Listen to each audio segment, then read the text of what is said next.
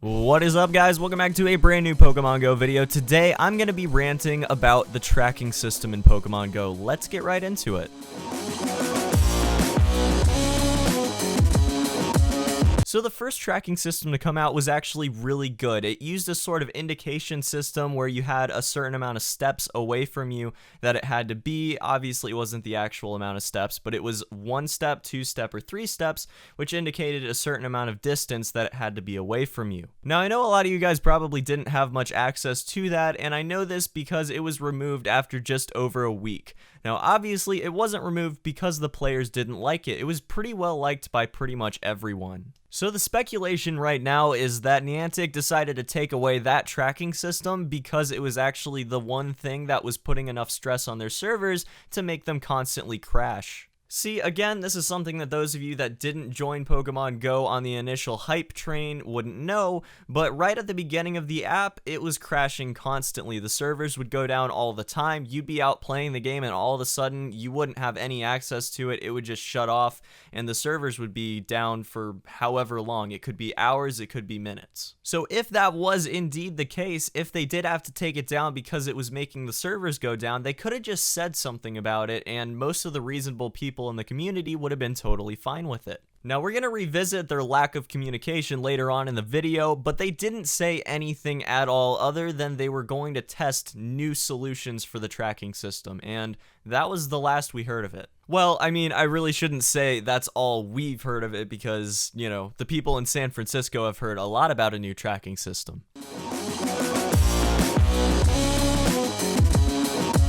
In fact, for the past 2 months, which is the last time that any of the rest of us heard about a tracking system, they've been testing a tracking system in San Francisco with no updates whatsoever. We have heard absolutely nothing from them since early August about the possible tracking system update or a new tracking system being added to the game, and they've had it in San Francisco since that point. See, this wasn't really brought up very often by very many people, and I know a lot of you guys probably aren't even aware that they still have access to a tracking system at this point today. Now, they've said that they don't think that the system in San Francisco is going to be able to be applied to the rest of the world because the system that's currently in San Francisco relies on Pokestops to be the sole place that you can get Pokemon that you're tracking, and they don't think that that's going to be able to be applied to the rest of the world because there are a lot of places that don't have very many Pokestops, but people would still want to use a tracking function to catch Pokemon. Now, while I totally understand this, you'd think that they would apply it to the rest of the world because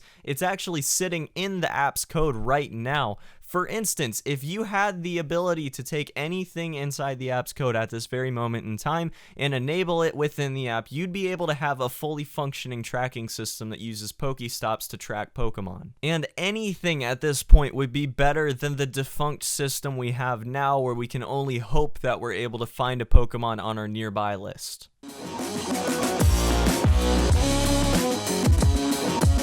Next up, let's talk about the game dying, because it's clearly not. See, mobile games have a very short life expectancy. Even the most popular ones have crazy decay rates as far as their general player base is concerned. Trainer Tips made a video a few days ago talking about this, and I completely agree with the sentiment. Mobile games, as a general rule, don't have very long lifespans, and that's just something you can expect as a standard across the industry. All of the statistics associated with the Pokemon Go player base right now are pretty standard as far as decay is concerned. The thing where my opinion sort of deviates from most other people, though, is that I don't think it should be experiencing the same decay that it is right now. See, over the years, Pokemon has built itself up as something that's a monster of the video game industry. It can't be stopped. It has massive sales for every single iteration of every single game that it puts out, spin-offs or otherwise. And the thing is, and again, another thing that a lot of us are probably going to disagree on, is I feel like there's probably a really big motive behind a lot of people leaving the app in a normal decay for a mobile app. I feel like the tracking system being in the game for the first week or so, while the game was absolutely massive and lots of people were getting it, meant that a lot of people had the expectation that there would be a tracking system on the app. And when that was removed, I feel like that put a lot of people off to the point that they probably got fed up with it and just decided to quit the app altogether. I honestly feel like if they didn't have the tracking system in the game at the beginning and never took it away and just said that it was on the roadmap for a future update, then we'd probably have a bigger player base right now. Definitely let me know what you think in the comment section below. I'm really curious to hear your thoughts on that.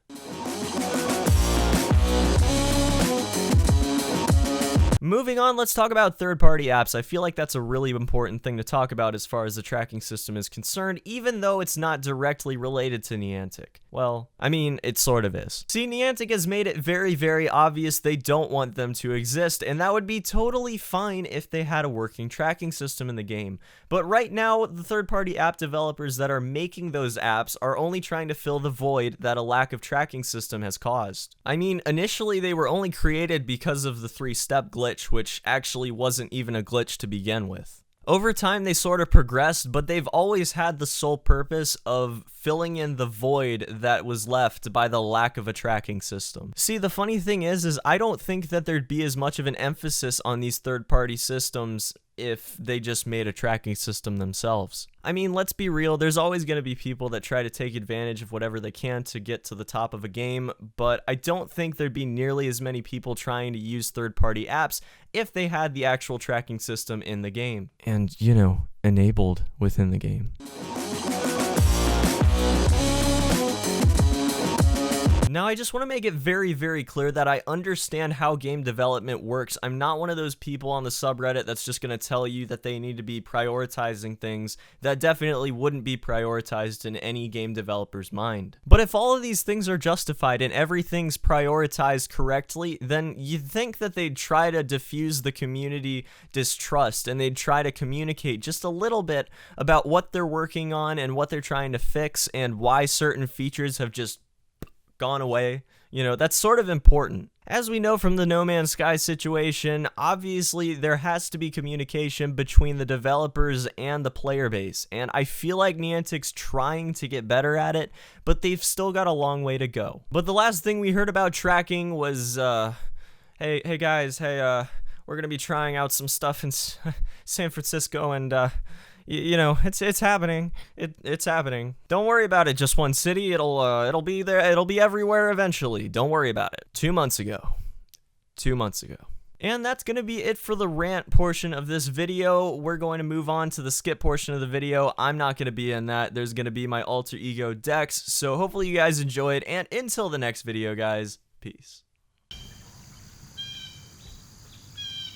This is Dex.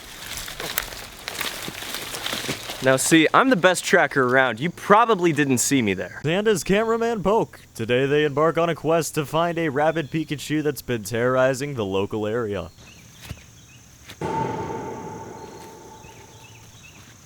So today we're going on our first journey. We're gonna be finding a rabid Pikachu. Now, if you do not listen to me, you're gonna die. That's how it works. Comprende? You gonna listen to me? All right, let's go.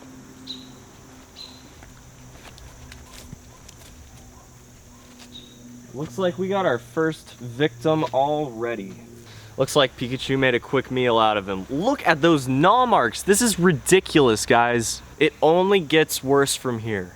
After a few days, it became obvious that this Pikachu wasn't going to be found easily, which scared the both of them greatly. You see, rabid Pokemon go through stages of brain loss as time goes on. Many don't go past the first stage, which is only going after small animals before they're treated, because their trainer will take them to a Pokemon Center. However, sometimes wild Pokemon can get to stage 2. Stage 2 Pokemon are known to go after animals, people, and other Pokemon that are far bigger than them. They are dangerous to the average person and should only be approached by experienced trackers. Stage 3 Pokemon, well, we could leave that one for another day.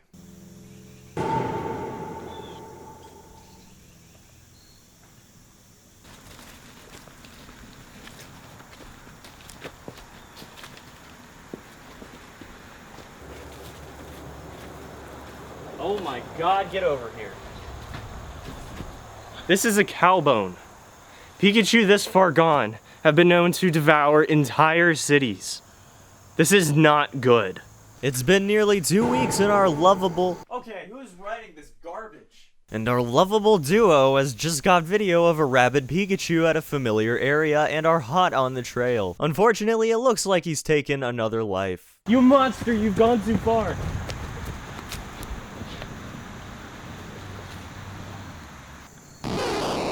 Oh my god, it's a drop Bulbasaur. Run!